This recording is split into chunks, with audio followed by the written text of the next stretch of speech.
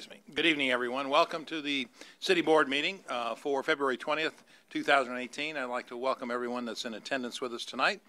As we go about doing the city's business, the first item on our agenda is to see who's here. So, Madam Clerk, if you would please read the roll. Director Hendricks, Director Richardson, Director Peck, here. Director Hines, present. Director Wright, here. Director Wyrick, Director Compuris, Director Fortson, here.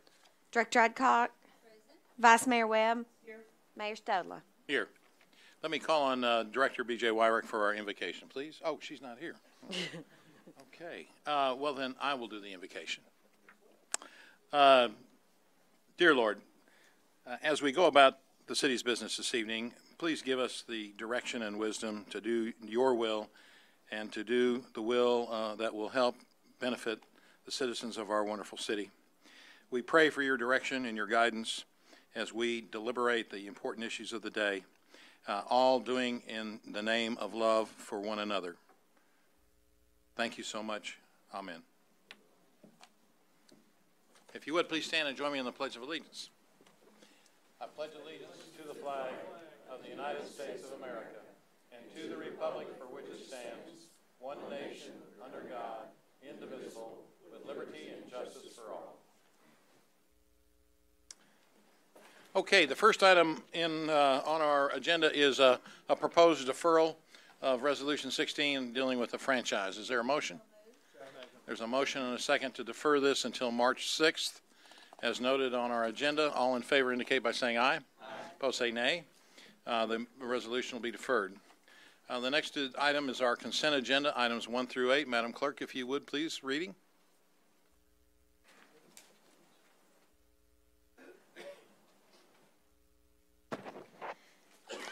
The consent agenda consists of a motion to approve the minutes of the November 7, 2017 and November 21, 2017 Little Rock City Board of Directors meetings, a resolution to set March 6, 2018 as the date of public hearing on the consideration of the abandonment of an unnamed street right-of-way located west of South University Avenue and for other purposes, a resolution to change the name of Chenal Heights Circle to Chenal Village Drive and for other purposes, a resolution to authorize the city manager to enter into a contract with North American Fire Equipment Company Incorporated, renewable for 2 years at an annual cost of $163,600 for the purchase of firefighting protective coats and pants for the Little Rock Fire Department and for other purposes.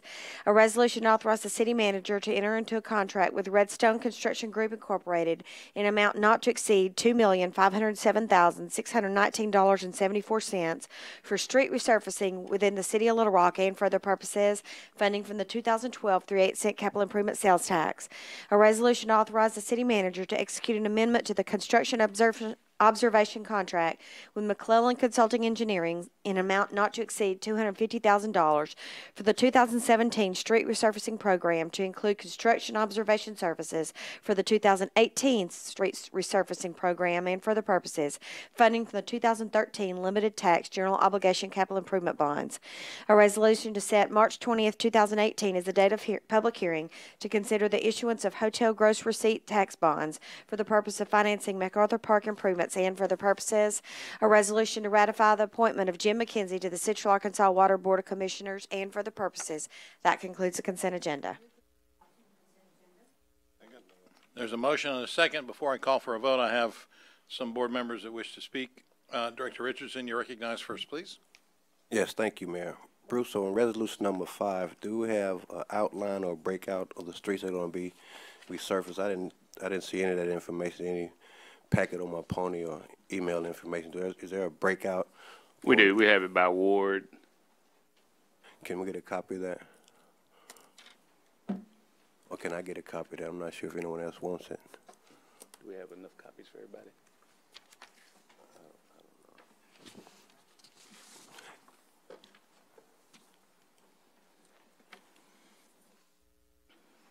Do you have anything else, Director Richardson? No, that's it, Mayor. Thank you. Director Hendricks, you're recognized, please. I wanted to let Mr. Moore know that was my question also, but thanks for the list that's coming around. Yeah, let me. This doesn't have all of them on there, I don't think.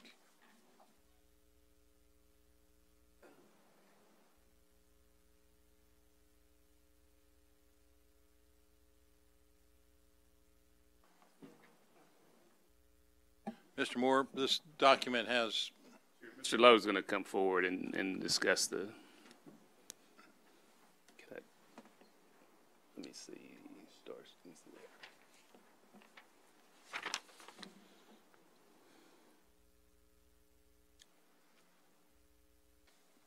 Mayor, members of the board, the sheet that went around is the sheet for the 2018 resurfacing program. You notice it is only in wards 4 and 5. If you remember last year, there were no streets in 4 and 5 that were resurfaced as part of the 2017 program. Was all the other wards. It was 1, 2, 3, 6, and 7. And last year's program, the reason it was done that way was to kind of group the streets together geographically, so that we could stretch the money further, so that the contractor's not jumping around all over town to do the work. We kind of broke it into 2 different contracts, 2 different sections of town. go ahead, Director Richardson. Yes, Mayor, thank you. So this list is limited to wards 4 and 5. There are no additional streets included in this list, in this particular resolution we're voting on. That's correct. But again, I think in 2017, Ronnie, we did which wards? 1, 2, 3, 6, and 7. 1, 2, 3, 6, and 7. And the length that we're talking about on each one of those, can you give us a description of the length? How long, how far are we talking about? Looks like we're doing a total of 62,017. We're talking about feet. Well, if you'll remember, these streets were all selected as part of the bond and sales tax projects for that 3-year cycle. These were all this is the money that was set aside for resurfacing in each ward. Sure. And so that money for 1, 2, 3, 6, and 7 was expended under the 2017 program. The money for 4 and 5 to be expended on the 2018 program. Okay, so tomorrow, Bruce or Ronnie, can we get an electronic version of what we've done to date, so we can look at that for comparison's sake? Yes. Thank you. Director Hendricks? Ron, to refresh my memory, would you send me a copy of what you did for Ward 1? Yeah, we'll send what we did in 2017, so everyone has the streets that were done in 2017, and then remember, ultimately the goal, not the goal, but our charge is at the end of the 3-year, 3-phase term. Each ward will have equal amounts, or not per dollar, but very close. So. Based on the sales tax in 2011 and the bond issue. and the bond issue. All right, thank you, man. That's all. Ron, but send me that list for Ward 1 so Okay. I can compare it with what you're doing elsewhere. Yeah. Mr. Moore, when are we going out to the awards for the last 3 years? The spring, we're probably trying to do March, April timeframe. We'll work with each of the ward members. So it's important to send the message to our citizens in our various wards that we go through a public process where we ask citizens to speak up and let us know what their needs are, what they think their needs are in their respective wards in terms of streets and drainage issues. So, and we've got a sizable amount of funding that is for that last 3-year cycle. Collectively, it will be over the 10-year period of time. It's $172 million in either sales tax proceeds or bond issue millage proceeds that will be dedicated, that are dedicated to the streets and drainage improvements needed in the city of Little Rock. So, and we've done that in as Bruce said, a relatively equal manner in all of the wards.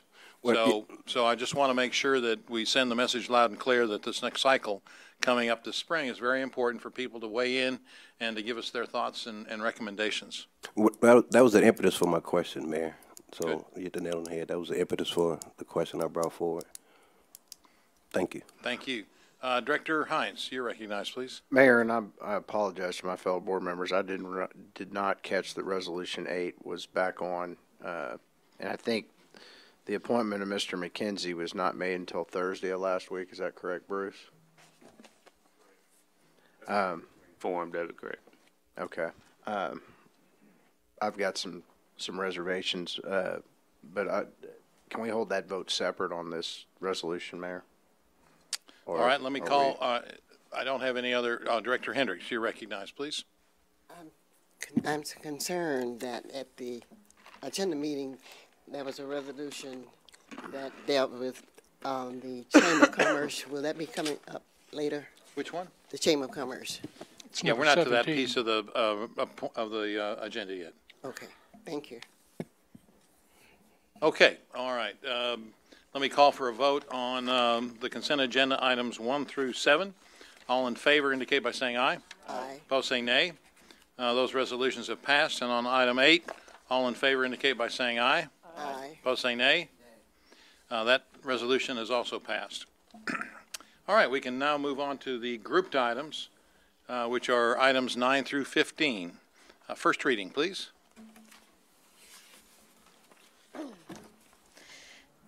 got some, thank you. An ordinance to repeal ordinance number 19,871 of December 4th, 2017, and revoke a planned zoning district titled Lot 5, Evergreen Industrial Park, short form PID, located at the southwest corner of Mableville Pike and Mableville Circle, Little Rock, Arkansas, and an ordinance reclassifying property located at the southwest corner of Mableville Pike and Mableville Circle in the city of Little Rock, Arkansas, amending the official zoning map of the city of Little Rock, Arkansas, and for other purposes. An ordinance to reclassify property located in the city of Little Rock, Arkansas, amending the official zoning map of the city of Little Rock, Arkansas, and for other purposes. An ordinance to reclassify property located in the city of Little Rock, Arkansas, amending the official zoning map of the city of Little Rock, Arkansas, and for other purposes. An ordinance to condemn certain structures in the city of Little Rock, Arkansas as structural fire and health hazards, to provide for summary abatement procedures, to direct city staff to take such action as is necessary to raise and remove said structures, to declare an emergency, and for other purposes. An ordinance to authorize the mayor to enter into a renewal interlocal agreement to recognize and to continue the Rock Region Metropolitan Transit Authority, formerly the Central Arkansas Transit Authority, to amend the membership of the Transit Authority's Board of Directors, and for the purposes. An ordinance to dispense with the requirement of competitive selection process and authorize the city manager to extend a 1-year sole source memorandum of understanding with the Board of Trustees of the University of Arkansas and the Little Rock School District Partner Schools for a project relative to the city's Love Your School initiative, and for other purposes. An ordinance to amend Chapter 17, Article 4 of the Little Rock Code of 1988 to clarify the scope of the gross receipts and gross proceeds subject to taxation and update the rates of taxation, to declare an emergency, and for other purposes. First reading. There's a motion and a second to suspend the rules and place these ordinances on second reading. All in favor indicate by saying aye. Aye. Opposed, say nay. Second reading, please.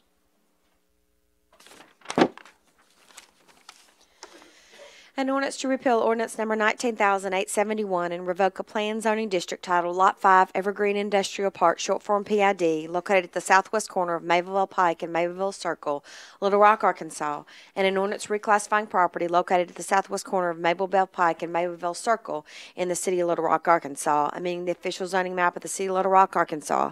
An ordinance to reclassify property located in the city of Little Rock, Arkansas.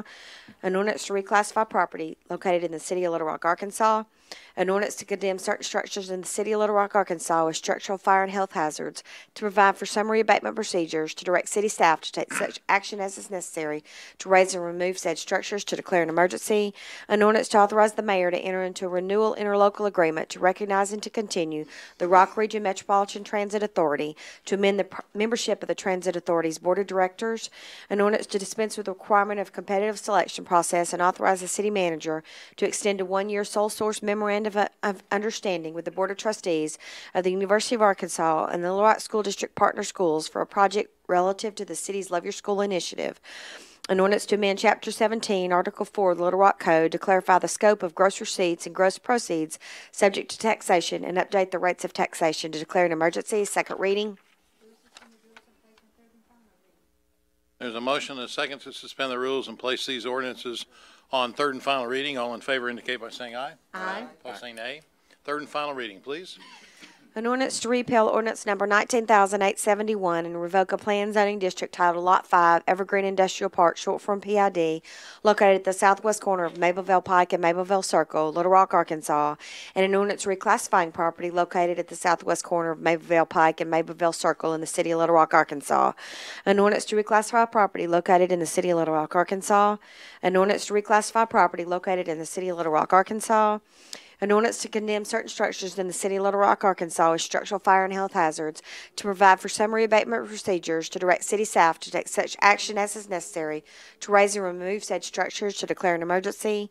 An ordinance to authorize the mayor to enter into a renewal interlocal agreement and to recognize and continue the Rock Region Metropolitan Transit Authority, to amend the membership of the Transit Authority's Board of Directors. An ordinance to dispense with the requirement of competitive selection process and authorize the city manager to extend a 1-year sole source memorandum of memorandum of understanding with the Board of Trustees of the University of Arkansas and the Little Rock School District Partner Schools for a project relative to the city's Love Your School initiative. An ordinance to amend Chapter 17, Article 4, Little Rock Code to clarify the scope of the gross receipts and gross proceeds subject to taxation and to update the rates of taxation to declare an emergency. Third and final reading. Director Hendricks, you're recognized. My comment has to do with the properties that will be demolished, and I want to thank Victor for getting the information for me for the house at 2600 Chester. But I hope the audience got a chance to see how long and how devastating properties are in Ward 1. You will not find this in any other part of the city, and I'm still hoping that, Mr. Moore, we can work on this. This is ridiculous. And the 2600, which is 1 block from my house, I've been looking at it for 11 years plus.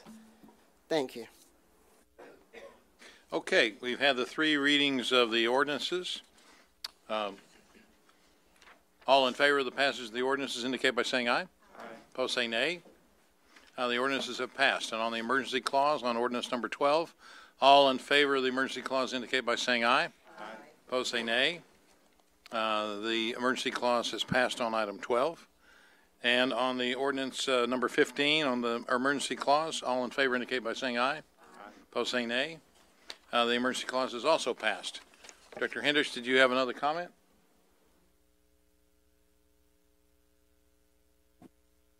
Okay, very good. Let me just mention before we get into the separate items that we're very happy to have Troop 12 from Pulaski Heights United Methodist Church, I understand, that's with us tonight working on their Boy Scout troop, working on their citizenship badges. Is that right? Yes, sir. Barry Bray is the Scoutmaster. Mr. Bray? Why don't you have your young charges come up here and introduce themselves and tell us where they're going to school?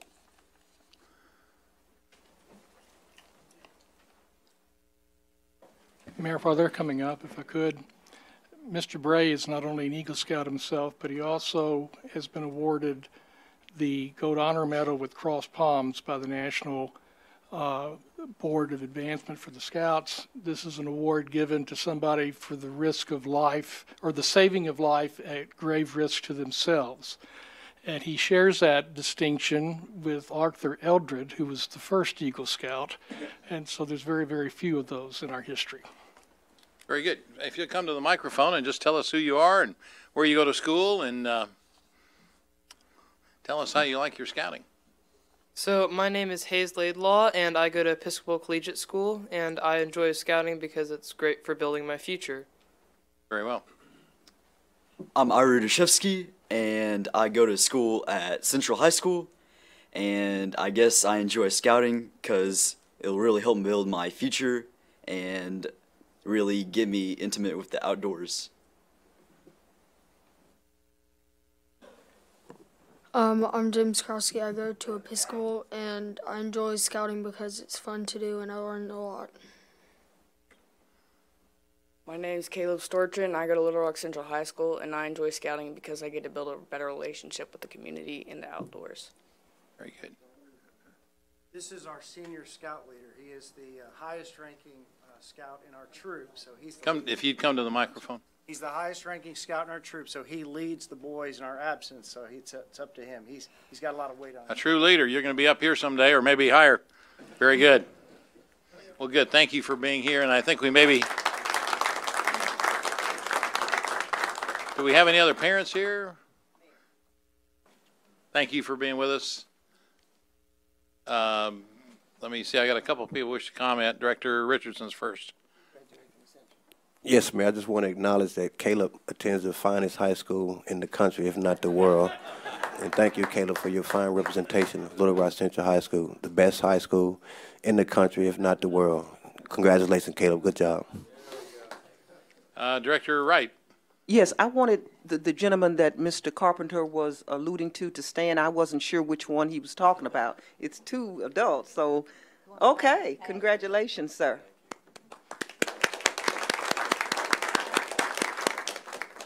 Well, thanks for your contributions to not only the Scoutmasters but to the parents for getting your kids involved in scouting. It builds great character, and certainly that's a very important thing in this day and time. So thank you very much, and we hope that you are getting those citizenship badges and moving your way toward Eagle Scout.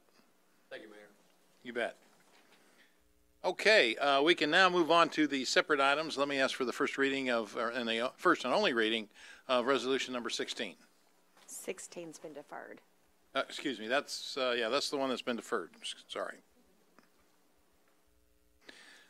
We've got item number 17.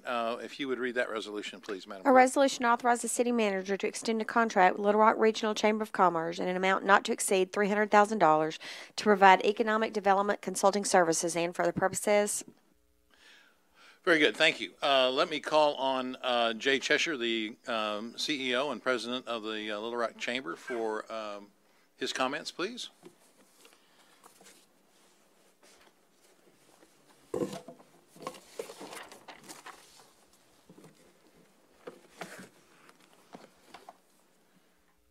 If you'll bear with me a second, Mayor, I'm trying to do this mostly one-armed.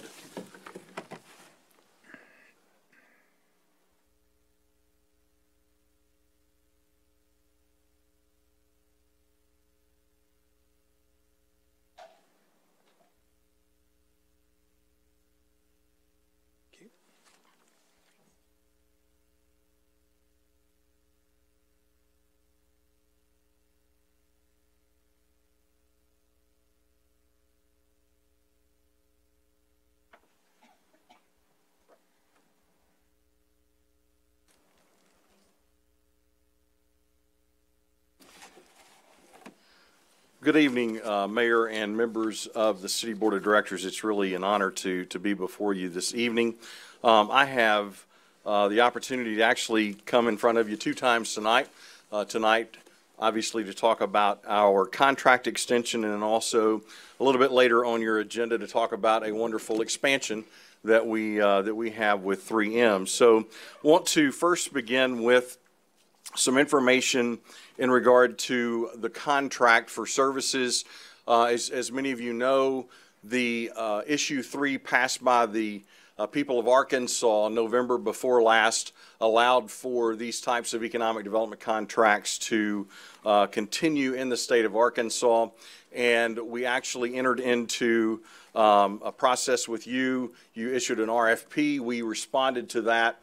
I believe that RFP was considered in April of last year, but because of making sure we were doing everything in the absolute best way possible, the contract did not go into effect until August of last year, and so the funding for that contract began in August of last year, and obviously ran throughout the remainder of the year. So it was not for the full $300,000.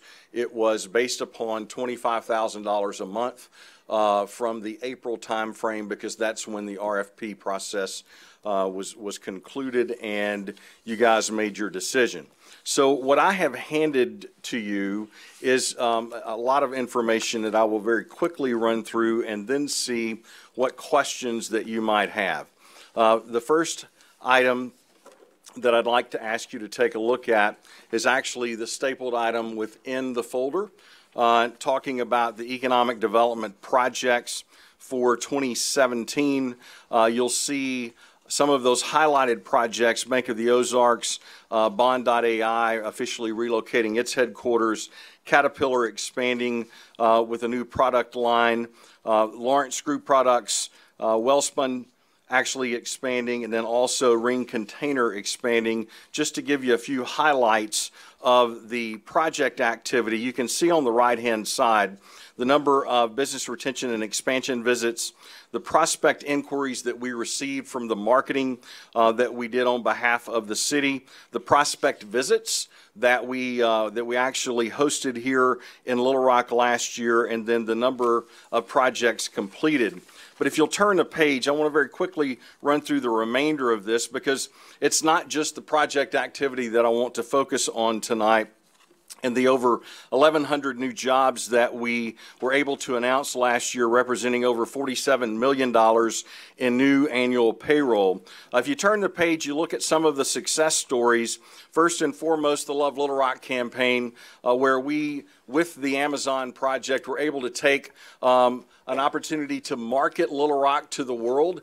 Obviously, for the previous 3 years, we've not been able to do much marketing because of our economic development contract situation.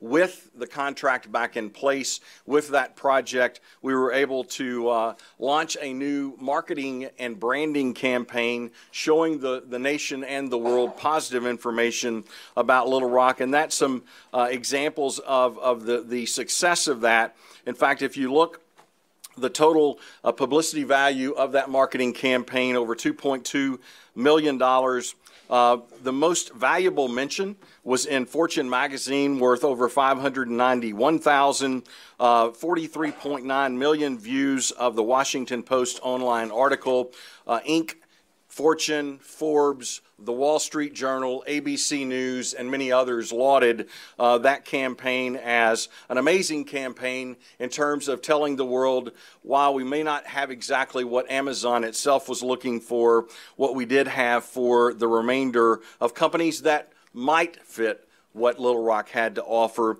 And to add, I guess, a little exclamation point to that, we are currently working projects from that marketing campaign.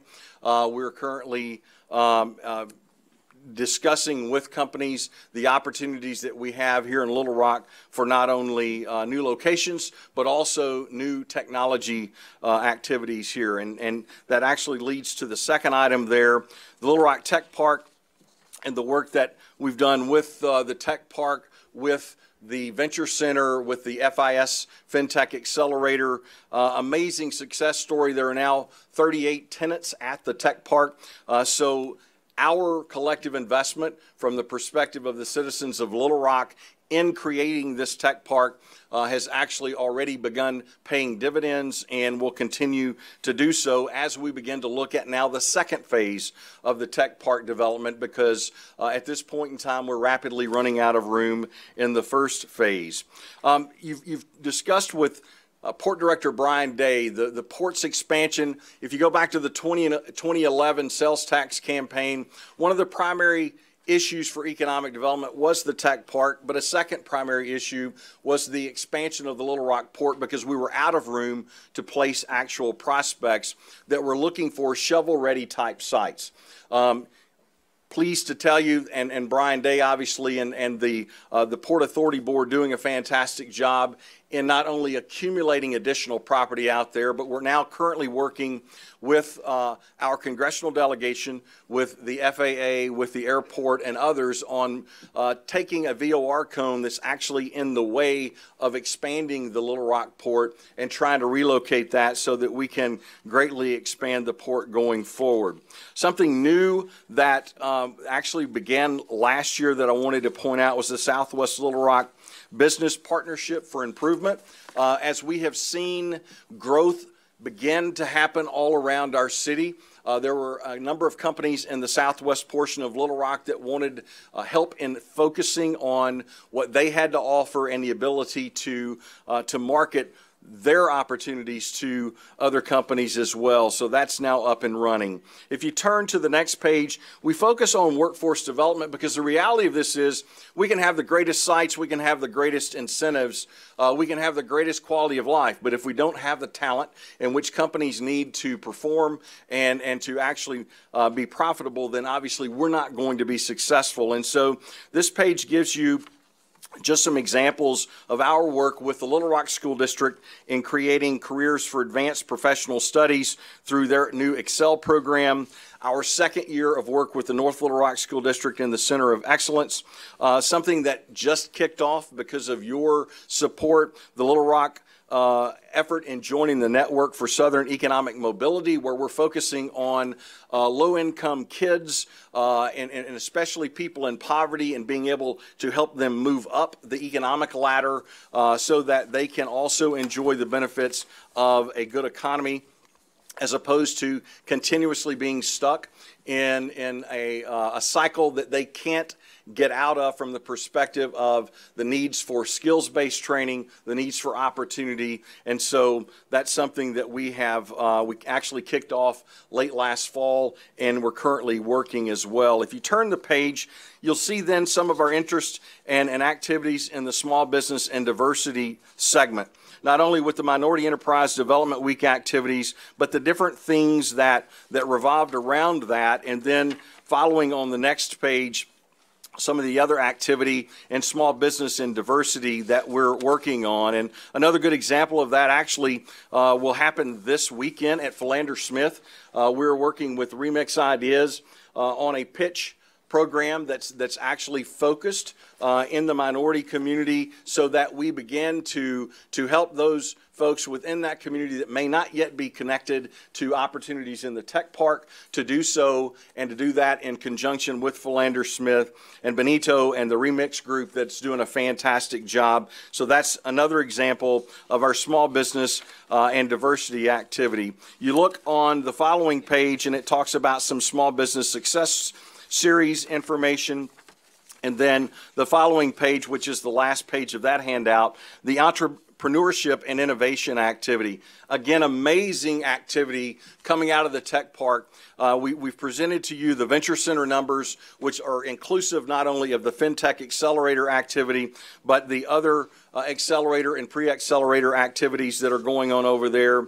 Real companies being created, real jobs, real revenue, and real capital being raised. And that's why the city agreed to be a partner in the creation of the tech park, and also why the citizens obviously voted to help fund the creation of that. So that's kind of an overview from that perspective of just the blanket of what happened last year and some things that are going on now. I could talk about some of the marketing efforts. You also have in that packet another copy that obviously we're sending to you individually, but I wanted you to have another copy of the fourth quarter activity report.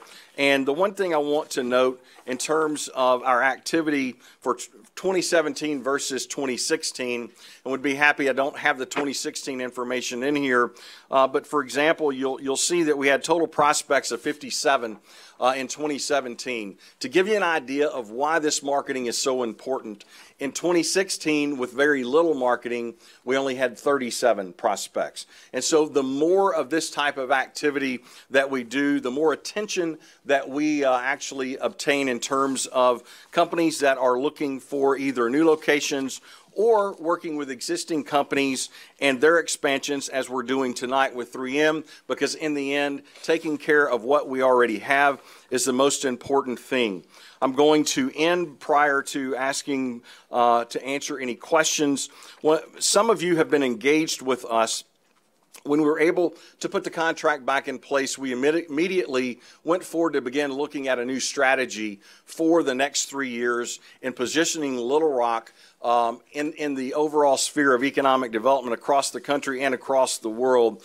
We are finishing that process now. It's entitled MetRock 2020. You guys will be receiving a copy of that shortly. I have the executive summary here with me tonight that we can visit about if you'd like, but I want to end with this, because it's not just a contract to market. It's an opportunity to have the talent working with our local school districts, working with the Pulaski County Technical College through the U of A, now working obviously with UA Little Rock, with Philander Smith, with Arkansas Baptist, and finding every opportunity that we have to create better talent for the city of Little Rock and for Central Arkansas. Because if we don't have that, if we don't have the talent, then we're not going to be successful. Number two, I talked about the growth of the Little Rock Port. Without sites, and I'll give you a great example, the Toyota project just recently announced in Huntsville, Alabama. We were in the midst of that project with a site, unfortunately, that wasn't in Pulaski County because we didn't have the specific land area that they needed. And unfortunately, in the midst of that project, as we were trying to acquire property so that we could be responsive to what their need was, unfortunately, we had some landowners that decided that their property was worth a whole lot more than what the market said it was, and obviously a whole lot more than we had the funding in which to create. I tell you that story because we lost that project. We had the talent to locate that project, but we didn't have the site to locate that project. So whether it's expanding the Little Rock port, whether it's the next phase of the tech park expansion, whether it's creating additional sites, which we need to do in Little Rock and in this county and in this region, we're going to have to really focus on product development over the next few years if we hope to be able to be successful in the economic development competition that we find ourselves in. And so a great example of that to end is the Memphis site. Many of you read in our local newspaper about Memphis being not selected for the Toyota project. And if you go back and you look at that article, you'll see that the state of Tennessee and the folks in Memphis had spent tens of millions of dollars to purchase that property and to try to get it as shovel-ready, as we call it in the economic development world, as possible. Unfortunately, it wasn't shovel-ready, and because of that, Toyota eventually chose Huntsville, Alabama, which had that ready to go, and literally within weeks they'll have the opportunity to begin turning dirt. Memphis and our friends in Tennessee have now stated that they're going to invest an additional $40 million in that site so that it will be competitive for whatever the next major project is. I don't pretend that we have $40 million to invest in a site, but I want us to be thinking about those numbers because to be successful, we're going to have to find a way to partner with others, other governmental entities and other private entities to be able to have the sites and the developable property that is required in today's economic development world. No longer is it okay to have a piece of farmland that's relatively flat, pretty close to a highway. Today, that's not a site. And so we're going to have to focus on that going forward. And I didn't want to not take this opportunity in front of you folks as well as the citizens of Little Rock to help everyone understand the way, unfortunately, economic development is played today. It's played with ready-to-go sites that literally a company can come in and within a matter of weeks begin the process of building. So with that, I'll be happy to answer any questions, Mayor, that any of you might have. Very good. Thank you, Mr. Cheshire. Director Richardson, do you have a question? Yes, thanks, Mayor. Bruce, I think Jay's original comments stated that we issued an RFP for this initial contract. Did we do the RFP or RFQ? RFQ. RFQ, oh, that's what I thought. And Jay, I thank you for your presentation. I thank you for the work that you're doing in this. The last comment you made may be the segue to my next questions with respect to the way economic development is done today, and we have to have ready-to-go projects. And I don't have any business acumen nor PR expertise, but I do have serious questions. Lance, I'm actually flummoxed about the Amazon approach. I'm not sure I understand. I haven't been able to get my grasp around that approach of spending resources or monies to tell someone that we're not good enough for them. And maybe I didn't have a correct understanding, Mayor, of that whole process, but I have really, really serious questions and no concerns or reservations about how that helps our city by spending money to tell a company that we're not ready for them, we're not good enough for them. So if you can help me understand that.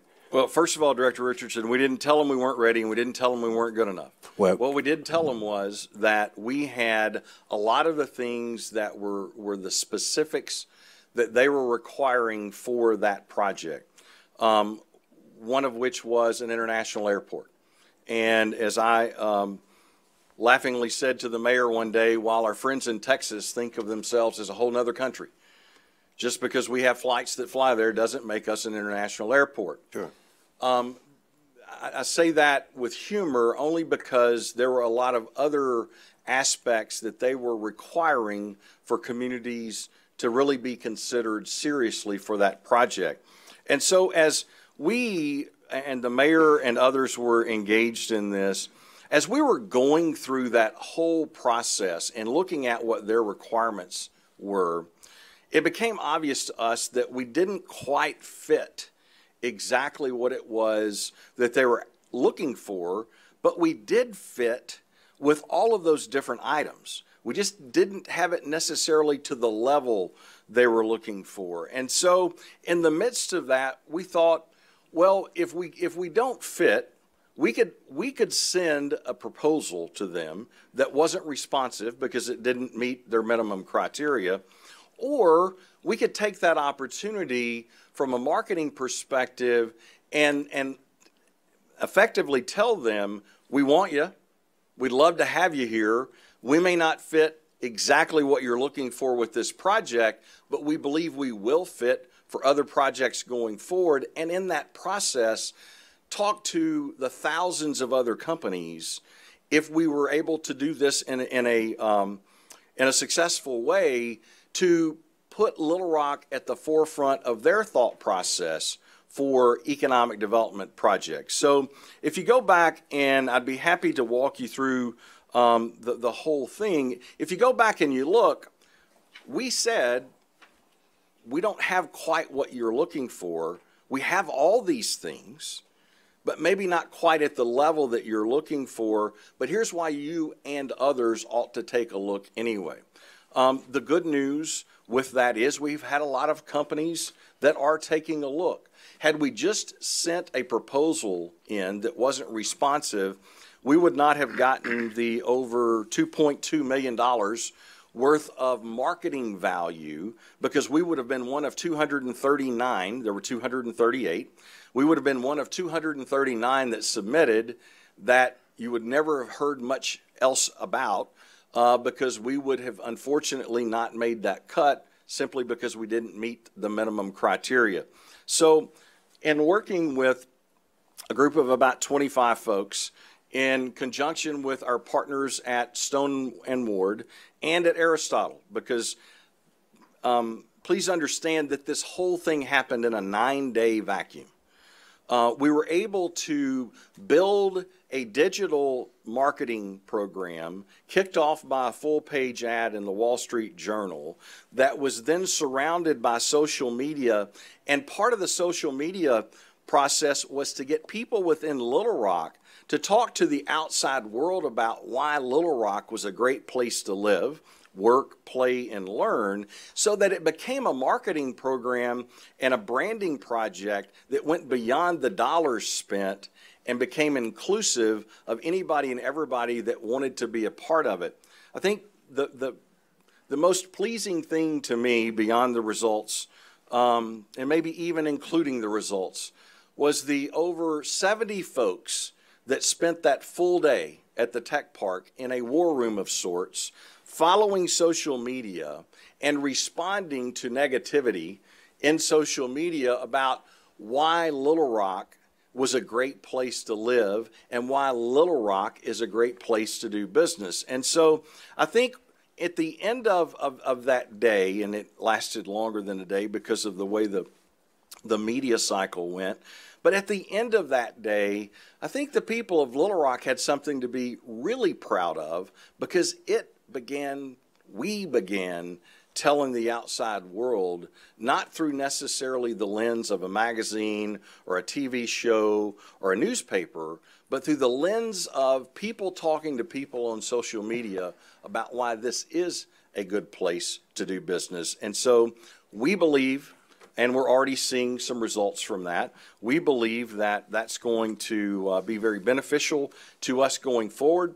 Unfortunately, over the last several years, there's not been a lot of positive branding about Little Rock in the national news, and so it gave us an opportunity to step forward and begin to change that conversation to the positive as opposed to focusing on the negative.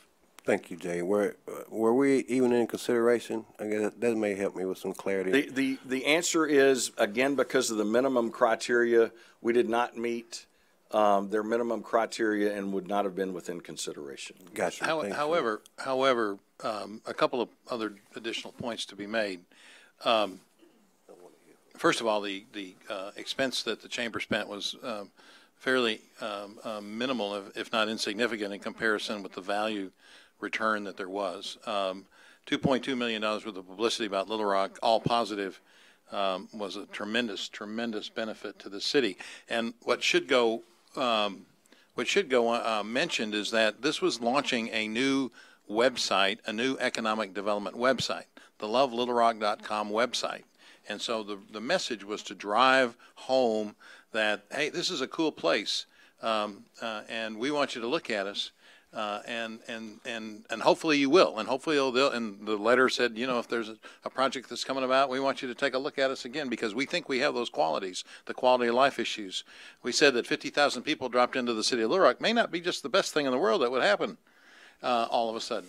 So there were a lot of issues where we underlined all the valuable, important things that we love about Little Rock in here. But the bottom line is to drive people to the website. So this was really sent to all of our regional site selection consultants as well, so that they had this new information as well. It's and part then of the that final to the issue, mayor's point. The final issue is that in fact we now know, based on the algorithms and the information that's come back, that Amazon did check us out. Amazon checked us out, and Google checked us out, and Ford, and all sorts of different major companies checked us out because of the information that they saw. So most people in the marketing business, in fact, I'd say more than most, felt it was a brilliant strategy that gives Little Rock some recognition. And there's only going to be two cities remembered in this whole process. One's going to be the city that's selected, and the one that put a letter, a Dear John letter to Amazon in the Washington Post, which is owned by Jeff Bezos. So, well, Jay, thank you for your presentation. Thank you for answering my question. And Bruce, I want to make sure it's clear that they responded to an RFQ rather than RFP. So I think they can clear up some of the misinformation with respect to us having a sole source agreement with the chamber, and that it is a competitive process. So thank you both for answering my questions. Very good. Director Hines, you're recognized, please. Thank you. Jay, thanks for coming and talking to us. And I'll have to agree with Jay, and I know there were some naysayers within the community, and sometimes the biggest boo bears are the ones that live here. But I love this city, you love this city, everybody on this board loves this city, and it is a great place to be and to live. So the bang for the buck, and being a sales and marketing guy, it was, if you can get noticed by that many folks, and in today's social media world where there's so much swirling around there, and you can become the focus on a relatively inexpensive, that's a good bang for the buck. The other thing I want to point out, because I've been involved with some of the stuff from the beginning, is on the back is the FinTech Accelerator. You guys have to understand that we are at the epicenter with FIS services, Fidelity Information Services. We're at the epicenter of the financial software market for the whole world with this VC Accelerator. We've had it twice. And the next have a third one coming. And we have a third one coming. We had, when we landed this with FIS, we had London, New York, Charlotte, Dublin, some other international, Bangalore, wanting to know how we did it. Part of it is the legacy company that is the backbone for Fidelity, which was Systematics, which was an Arkansas company. And I think the funny thing is that when you talk to people about Arkansas, and Little Rock in particular, they kind of look down their nose and go, Arkansas?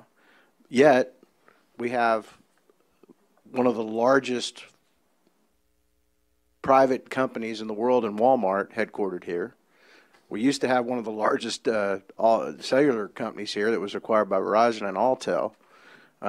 We've got huge banking industry. Bank of the Ozarks has become one of the biggest banks in the Southeast, maybe not in the U.S., headed to be in the U.S. That's going to relocate probably 1,100 jobs here from all over the Southeast. So we're progressing well, but I think the thing about trying something is you can't be afraid to fail, because behind every great success, there's more failures than you care to know. And I appreciate you guys being bold and courageous and doing this to put our city out there.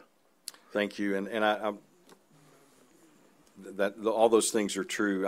I had the opportunity to, because of our VC FinTech work, to travel to Israel and look at the amazing technology activity that's going on within Israel and trying to connect some of the things here with that. And it's interesting there, and I'm sure the same holds true in Silicon Valley and other places. Those entrepreneurs share a badge of honor if they've had a failure, because they recognize that it was that failure that got them to whatever that next success is going to be. And so the VC FinTech program has been way beyond our expectations successful. But I think the key to that is, because this goes back to the next phase of the tech park, the key to that is, if you look at the technology platform that all of these companies are working on with FIS and taking and creating better products or better opportunities and services for clients, or better transactional speed and safety and security, all of those things also are applicable in other industries. And we're now having conversations with other industries to take that applicability and be able to do the same thing with them, so that we're not only the epicenter for FinTech, hopefully, for the world, but in the future we'll be the epicenter for some other things utilizing a similar technology. Thanks. Thank you, Jay. Director Hendricks, you're recognized, please. Thank you, Mayor. I wanted to ask Tom, or maybe you could help me, if it's apropos to talk about the suit that was filed against the chamber. If that's not appropriate, then I'll go to something else. You mean the one that dealt with these contracts? With Jim Lynch and that bunch. Yes, ma'am. There's nothing wrong with asking about it. I can ask. It's over. I would like to know what's your stance with that, or do I ask the mayor? It's been finalized. It's over. It's over. Yes, okay, ma'am. Because but some things happen. A lot of things happen up here that we all don't know what's going on. It is over. These types of contracts are in place and have been in place for decades, not only across Arkansas, but across America, and that now issue has been put to rest, and it's over. That's good. And the last thing that I wanted to share with you is that I got here early and was reading the agenda, and it was under resolution, the chamber. And I did tell one of the residents that it was not on the agenda, but it is on the agenda. Thank you. Director Richardson, you're recognized again. Yes, thanks, Mayor.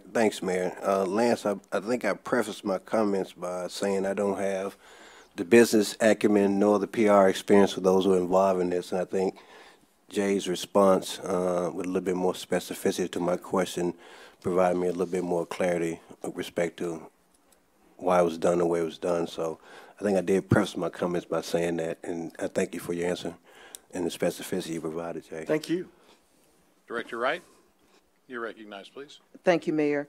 Jay, I want to thank you for a comprehensive report. I do look at the one that I get in the mail, but I do also want to congratulate you all on a brilliant strategy as far as the marketing piece was concerned. I was quite impressed, and I think it was necessary and needed because we had been getting hammered nationally. I mean, I'd get calls from people that I know across the country talking about Little Rock, and it was nothing positive. Everything was negative, so it was good to see something positive being said about us on the national level, and that was brilliant. And whoever thought of it, I like to pick their brain about some things, because, you know, people will say whatever they want to say about you until you put out your message and do it in a way that's strategic. And that's what you all did, and I congratulate you on that. We all love Little Rock. Thank you. Okay. Jay, thank you very much. You might have a seat. We have one card that wishes to speak from a citizen who wishes to speak against this passage of this resolution. Mr. Raycop. Good evening, Mayor and Board.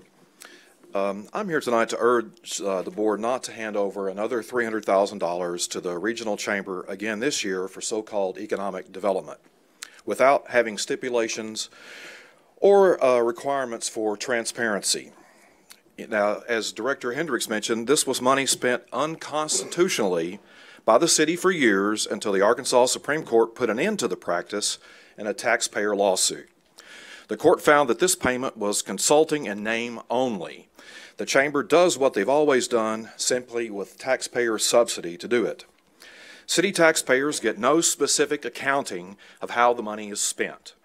We do know, though, that the money pays for salaries of chamber employees who worked for the takeover of the city school district, now suffering continuing body blows from Walton-funded attacks in the form of proliferating charter schools. They support huge concrete freeway gulch through the heart of the city.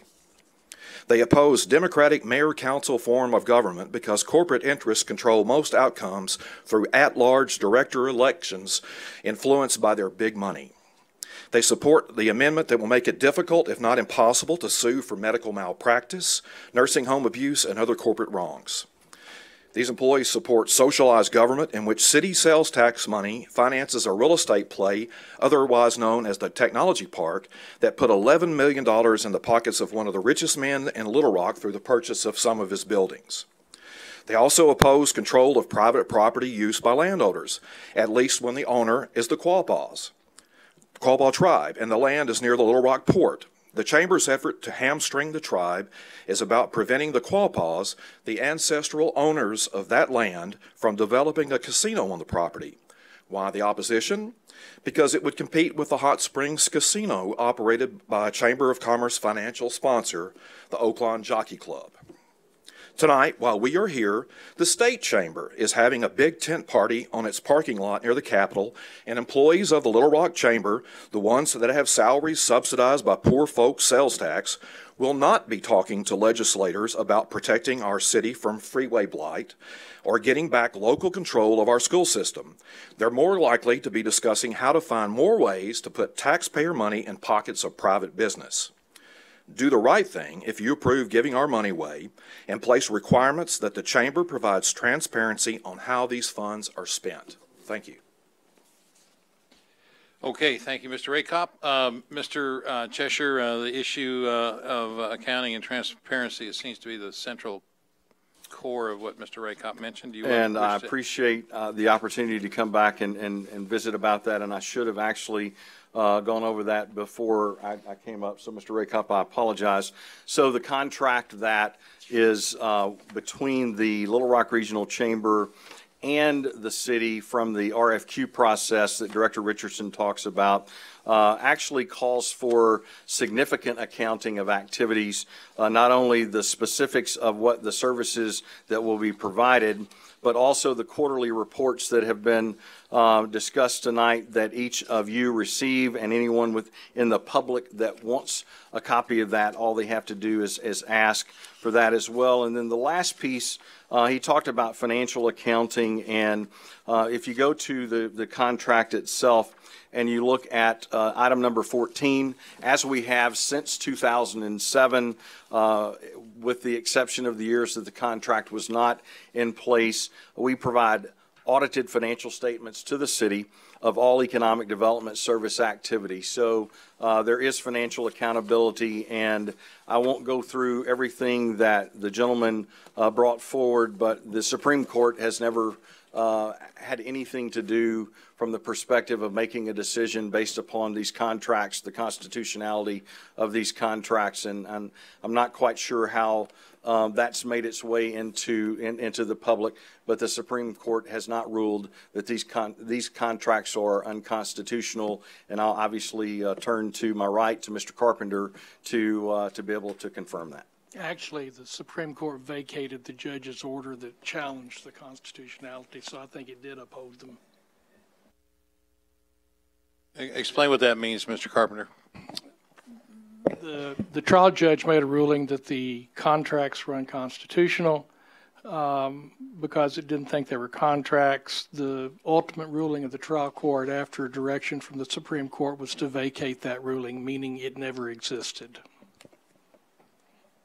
Director Hendricks, do you have a question? Tom, make that a little more lay where I can understand what you said. I'm not a lawyer. Break it down. The Supreme Court said, Judge, tear up what you wrote because it's wrong. Okay. Okay. See, that's my constituents have to know what you're saying, too. Okay, is there a motion to approve Resolution 17? There's a motion and a second. All in favor indicate by saying aye. Opposed say nay. I didn't hear that. Who's present? Okay. 2, 3. 4, 5, 6. Roll call request.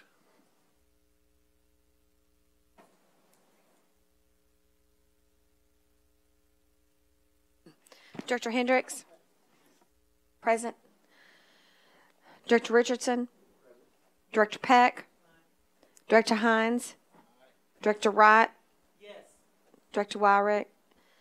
Director Campuris? Director Fordson? Aye. Director Adcock? Yes. Vice Mayor Webb? No. Director Hendricks, would you like to change your vote? You want to keep it as present? Director Richardson, would you like to change your vote? Okay. The chair will vote aye.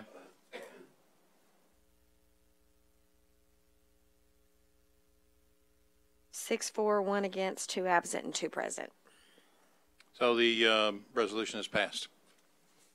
Thank you very much, everyone, and we'll now move on to item 18. Madam Clerk, if you would please read the ordinance, first reading. An ordinance to reclassify property located in the city of Little Rock, Arkansas, amending the official zoning map of the city of Little Rock, Arkansas, and for the purposes first reading.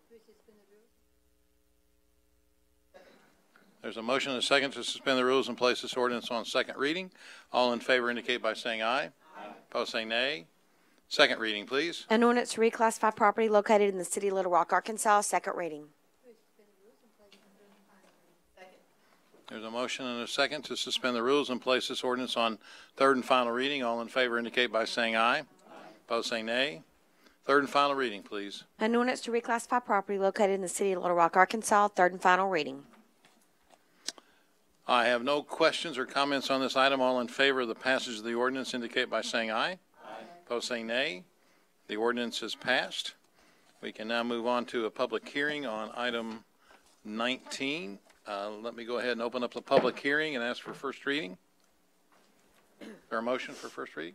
Go ahead, first reading. An ordinance to authorize the issuance of industrial development revenue bonds under the Municipalities and Counties Industrial Development Revenue Bond Law for the purpose of securing and developing industry, to authorize the sale of the bonds and the approval of the bond purchase agreement and a payment in lieu of taxes agreement in connection therewith, to authorize the execution and delivery of a trust indenture securing the bonds, to authorize and prescribe certain matters pertaining to the project, the acquisition, construction, and equipping thereof, and the financing thereof, to authorize the execution and delivery of a lease agreement relating to the project, to declare an emergency and for the purposes first reading. There's a motion and a second to suspend the rules and place this ordinance on second reading. All in favor indicate by saying aye. Aye. Opposed say nay. Second reading, please.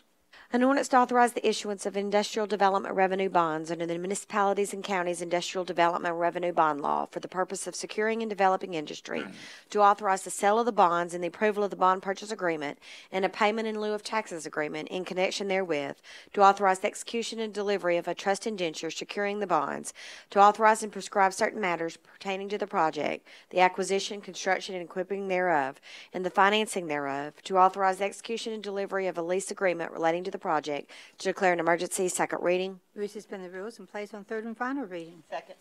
There's a motion and a second to suspend the rules and place this ordinance on third and final reading. All in favor indicate by saying aye. Aye. Opposed say nay.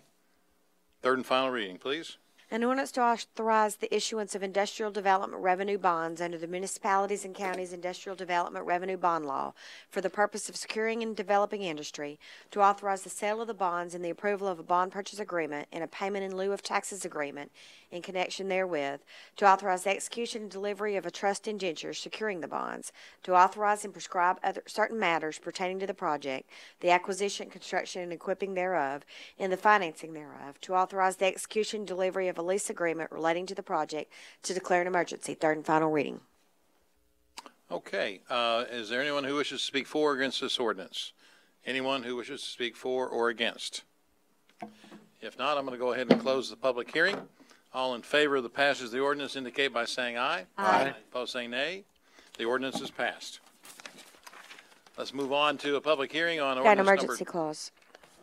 Emergency. There's an emergency Oh, clause. excuse me, yes. And on the emergency clause, all in favor indicate by saying aye. Aye. Opposed say nay. The emergency clause is also passed. And I had circled it, actually. I'm sorry I overlooked my own attention to it. Pay attention. Ordinance number 20. If, Madam Clerk, first reading of the ordinance. An ordinance to authorize the Let me go ahead and open up the public hearing as well. An ordinance to authorize the construction of betterments and improvements to the water reclamation system of the City of Little Rock, Arkansas, authorizing the issuance of a water reclamation system revenue bond series 2018 for the purpose of financing the cost thereof, providing for the payment of the principal and interest on the bond, and for the purposes. First reading. Suspend the rules and place on second reading. Second. There's a motion and a second to suspend the rules and place this ordinance on second reading. All in favor indicate by saying aye. Aye. Opposed say nay. Second reading, please.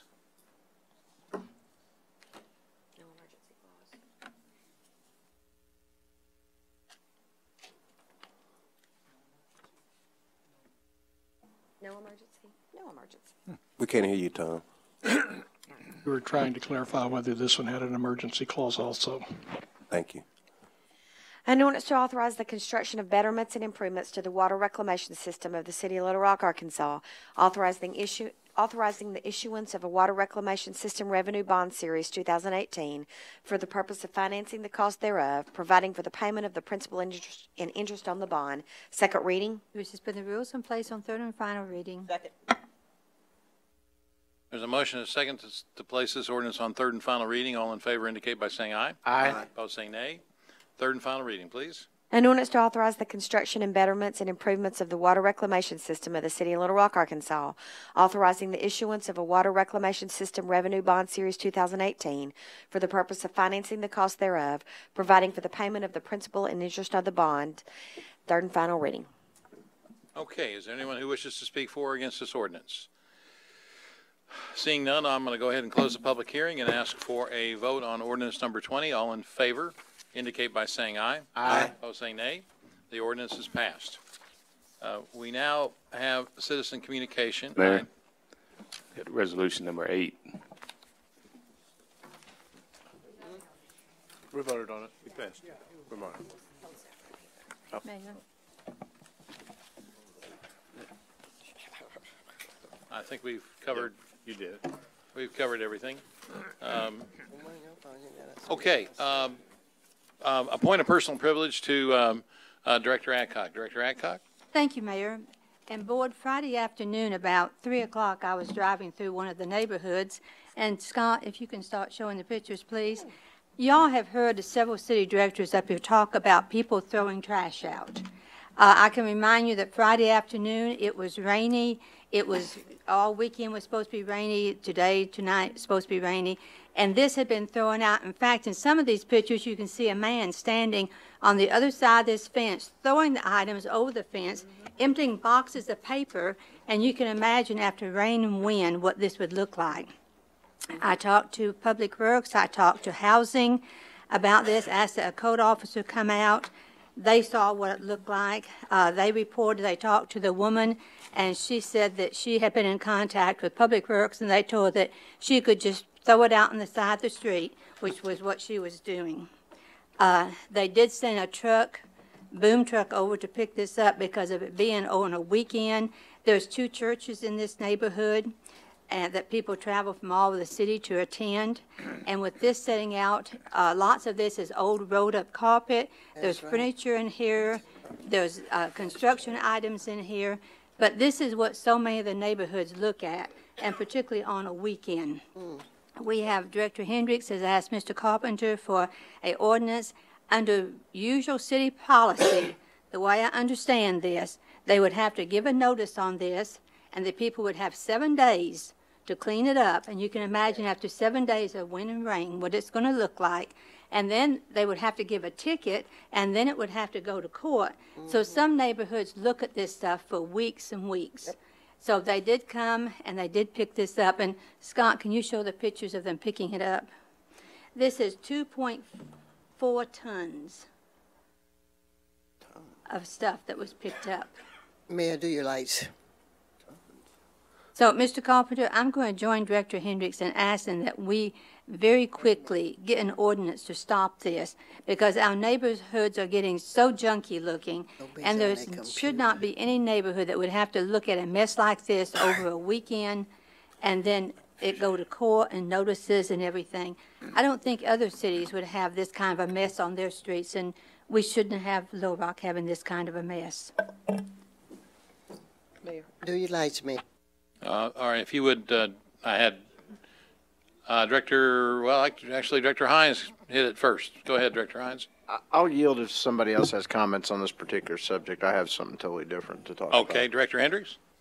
My comment has to do with what Director Adcock has talked about. I think I've talked about this for many, many years, and it needs to be done. And I don't know, will you do that? Bring us that ordinance so that we can vote. But I still say that we should not pick this up. These people should be fined. They have information in that trash where you could really get who actually put that stuff on the curb. It's terrible. Yeah, it's pretty disgusting to see that somebody would throw out that amount of trash and expect to And leave it's it not there and let the sanitary city for- have to pick it up. That's Not why I think sanitary. the direction is to the city attorney to try and get us an ordinance that'll allow for the immediate yes. removal of that if we can't get people to move it immediately. He has an ordinance. We just haven't done anything about it. But I think it's not even sanitary for our workers to have to pick that stuff up. It's terrible. I know I wouldn't pick it up. Okay, Director Wright, you're recognized, please. Thank you, Mayor. Director Adcock, thank you. Maybe this will finally get us off of point A on to point B, because Ward 6 deals with this all the time. I have a lot of single-family rent houses, and these are two-bedroom cottages, and people move in and out of them. It's like a revolving door. So we look at this stuff all the time, and I send the city manager pictures. They come out and pick it up, but it is not fair to the taxpayers. Most of these people, if they're renting these houses, they should have a business license. We should know who they are and how to contact them. We do know who they are. Well, then we need to find them, and we need to put a lien on that property, because this is ridiculous. Put it in ordinance. It's a problem, Director Wright. To get the lien on the property by the statute, you've got to give the notice and the time to pick it up. Now, we can cite them for illegal dumping on one like she had, and seek a fine for that, but that's not going to get it moved. And if we move it, then we're not going to get reimbursed. That's where we've been having the problems. So now that we pick this up, the cost of that a bill cannot be sent to that business owner who is renting We that don't have house? any justification for that. Because we had to pick it up. No, because we did pick it up and didn't ask them to do it. Now, and this is the first time, incidentally, I've ever heard the Public Works told them they could do that, but I have to say that if Public Works has said that, I don't believe they I would did. be stunned. I don't believe that. People will say anything. I had people move into a house that the city owns and said they bought it at auction. Okay, I would, can I have my mic on, please? you're on. No, you're not. Hit your button. There you go. I would tell you that this was a church in Ward 1 that was doing this, and they were still out there with code officers standing there. They were still out there throwing it over the fence and emptying boxes over the fence. Mr. Moore? And I don't want, I don't know what Tom has up his sleeve, but and this is something we've dealt with for years up here. And if we pick it up, if the desire is that goes out on a Friday morning and we pick it up because we don't want it over the weekend, we will not put a lien. We cannot put a lien on that property. So that if we want them to be able, the city wants to be able to charge them and put a lien on it, we're going to have to give them a notice. If you remember, we even tried a few years ago to say, we're going to do one broad notice at the beginning of the year to say if you're in violation of any housing codes, you're put on notice. That way we could go straight to citation. The legislature came back the next session and took that away from us. So that's the challenge we have. If we're going to file a lien, if we're going to charge them to pick it up, we're going to have to give them a 7-day notice. And then we're going to have to go back and give them a citation. And and I don't know, Tom, what else you've been thinking about dealing with these. You can't change it. I have a question for Tom on this. Tom, is there not, I know in certain cases, the law allows for I don't know if you call it extenuating circumstances, but the ability, if it's a health or public hazard, that allows for us immediate, is there not anything within the law that if it's an illegal dumping, or could we write an ordinance that if we determine it's illegal dumping, that we can, on a criminal, I mean, could it not be a criminal offense? Well, I think I meant to say, if I didn't say that the first time, yes, we can cite them for illegal dumping. The trick has been being able to get something besides a fine on there. I didn't know it's church until tonight. I don't understand why church doesn't have to have commercial waste disposal anyway, and well, my church has it. My church and does. since it was a church, I think we can probably sue the church for unjust enrichment for the tipping fees. And guess what they did this afternoon? Dumped a whole lot more stuff out there today. I think we need to take some action. But see, that doesn't make sense. That's ridiculous. But that's the expectation. We picked it up Friday afternoon. They dumped it back. They put it right back out there today. But if we charge them the tipping fee, that'll send a message. Mr. Moore, who is this telling you all that you're not doing it? Is that the court? Or is that just you all saying that you can't do it? Come on. Do what? That you can't do something within 7 days or whatever Mr. Moore just Get the mentioned, or lien whatever for you're the talking. You're all nuisance. You're talking supposed trash. to give notice and an opportunity for the owner to clean it up. But this is a commercial structure, so, which I'm finding out now. Not send them a letter? Oh, we're going to do that. Okay. Just- And calculate the cost of what the tipping fee would be had they had to pay it, and let them know this is what you owe. That's the restitution I was speaking of. Okay, thank you. At least we We'll get have something that- out of it. You're going to prepare that? Mm-hmm. Okay, thank you. It's over. And I have another comment, Mayor. I hope that the photos that we did see tonight, that it won't take a year to get them demolished, or 6 months. And I'm back again. I want to thank Victor again for doing the information at the 2600 Chester.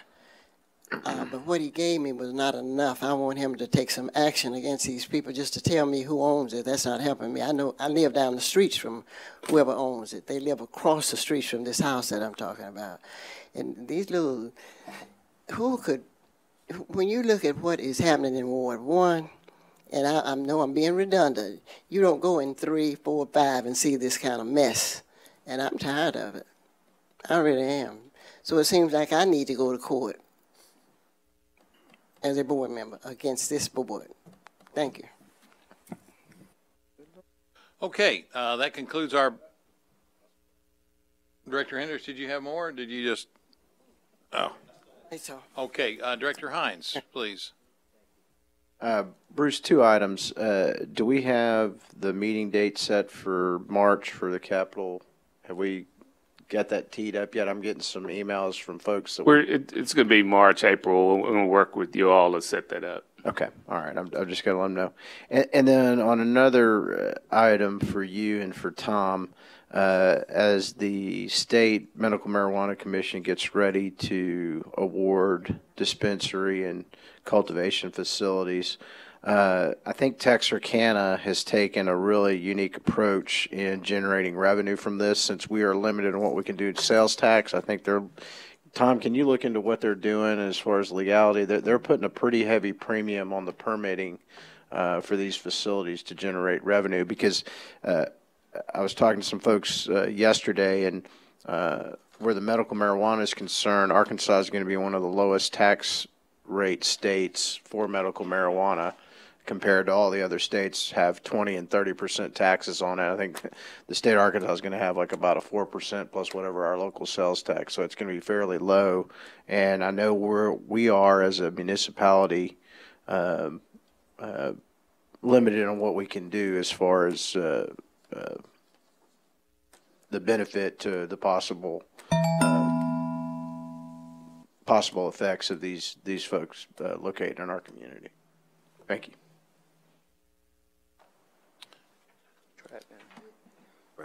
Director Richardson. Yes, Mayor. Director Hines' questions, Tom, was a perfect segue to my question with respect to our progress on the ordinance I'm working on with you with respect to law enforcement prioritizing marijuana arrests. Can you give me an update tomorrow on where we are on that? I know we've had a couple of drafts, and I think there's some misinformation or missing information that we need to move forward. So I want to have that done probably by the first meeting in March. So if you can give me an update tomorrow, then I appreciate it. Director Fortson. I move we adjourn. I'd like to show y'all the pictures of what's back out there right now. That's what's out there this afternoon. Oh. Hang on for a second, ladies and gentlemen. Go this way. How many people they have living in that location? My golly.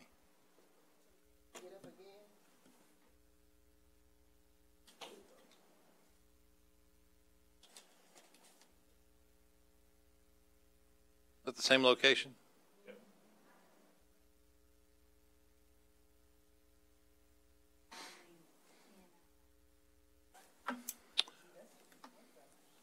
Mr. Moore, why don't you, somebody needs to go out there and get this stopped and tell them that if they're going to leave it out here, we're going to charge them on it and give them actual notice.